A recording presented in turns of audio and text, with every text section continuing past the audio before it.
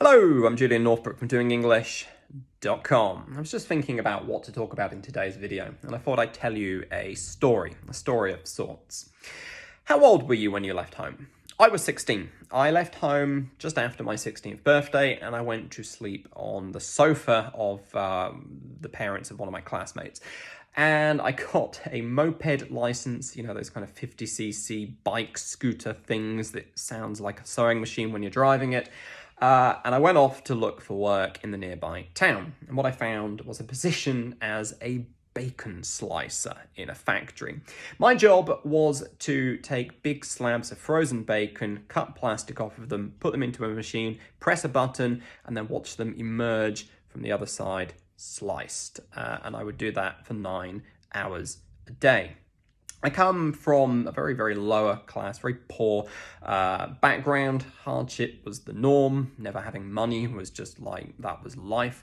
And at the time, I think that was really just the limit of what I could do. I left school when I was 16, and I made the decision not to go on to A-levels, which is kind of the typical route for British people. And I think that really was, again, I think it was the best I could do at the time. Now, many people would say that, you know, this kind of work is the lowest of the low, working in a factory. It's hard work. It's a harsh environment. And those slabs of bacon were heavy. They were frozen, meaning, you know, 10 minutes in, your fingers would just be so painfully cold, it was unreal.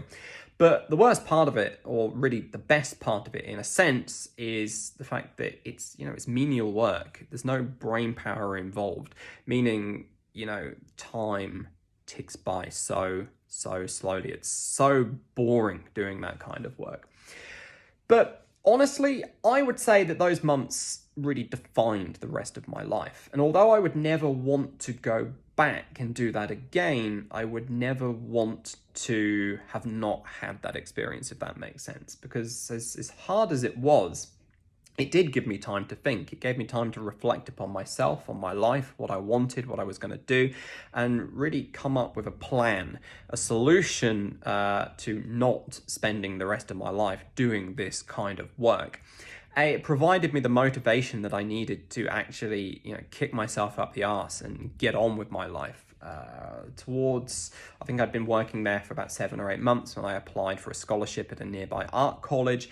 I got it. That, combined with the money that I'd saved working there, was enough for me to go off, do my thing at art college, eventually go to university, then to Japan, and the rest is history. What I'm trying to say here is we all have shit times, shit experiences in our lives. You may be in the middle of it now. It may have been something in the past. It may be coming for you. But those shit experiences shouldn't be avoided. There is always something to be learned from them, something to be taken from that. For me, it was the fact that I had the time to think, reflect, and really just kind of work shit out in my own head. But it also provided me the motivation that I needed to get on with things, to never ever find myself in that situation again. Because now when things are hard, I think back to that time and I think, hey, you know what, they're actually not so bad right now. I don't want to return to that, therefore I'm going to make sure that that doesn't happen. And I think that has been a powerful driver in my life ever since. You know, there was a long time ago, 20 years ago now, that I did that work. But it is still there in the background, influencing everything I do today.